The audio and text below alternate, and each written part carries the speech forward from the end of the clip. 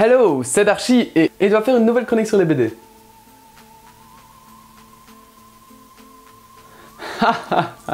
Connard. Ouais. Intéressés ou méconnaisseurs, cette chronique est faite pour vous. Commençons tout de suite avec Pour l'Empire de Merwani Vives, édition Poisson Pilote, et c'est une série qui a été débutée en 2010. Cette série est une trilogie qui raconte l'histoire d'une escouade envoyée par Jules César pour conquérir le Nouveau Monde, autrement dit, le monde inconnu jusqu'alors. Ouais, c'est un peu classique, hein. Mais non, attends la suite.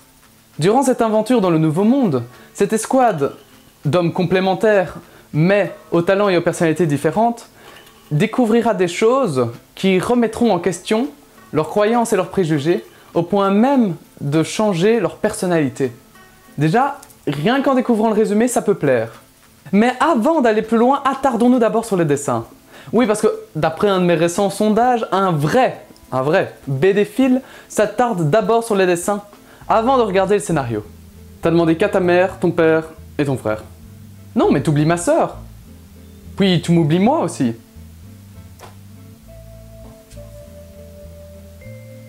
Bon. Les dessins ont leur propre style, ce qui est déjà pas mal. Ils sont beaux et simples, je veux dire par là pas surchargés. Mais si on ajoute à ça le coloriage si particulier dont ils sont imbibés, non, imprégnés, vous vous trouvez avec une BD qui sort du lot. Très colorée et très immersive grâce à une excellente mise en scène, vous aurez vite l'impression d'être acteur de l'aventure. Et la BD n'excelle pas que par ses illustrations. Regardons de plus près les titres des 3 BD. L'honneur, les femmes et la fortune. Ce sont exactement les récompenses que s'attendent à recevoir les soldats. Et ils vont être servis, mais pas de la façon dont ils s'attendent. Et c'est là où la BD brille. J'aime bien faire ça avec les pouces. Chaque étape de leur périple détruira petit à petit leur certitude, jusqu'à ce que leur perception du monde ne coïncide plus avec ce qu'ils voient. Et chaque étape correspond à un tome, qui lui-même correspond à une idée préconçue. Par exemple, dans le premier tome, les soldats découvriront que l'honneur, titre de ce tome, peut se manifester sous différentes formes. Et ce sera pareil pour les femmes et la fortune. Et c'est sacrément cool! Parce qu'on comprend ce qu'on peut ressentir les gens lorsqu'ils ont fait de grandes découvertes. Et ça devait être vraiment incroyable. Il y a quand même quelque chose qui me dérange dans cette trilogie.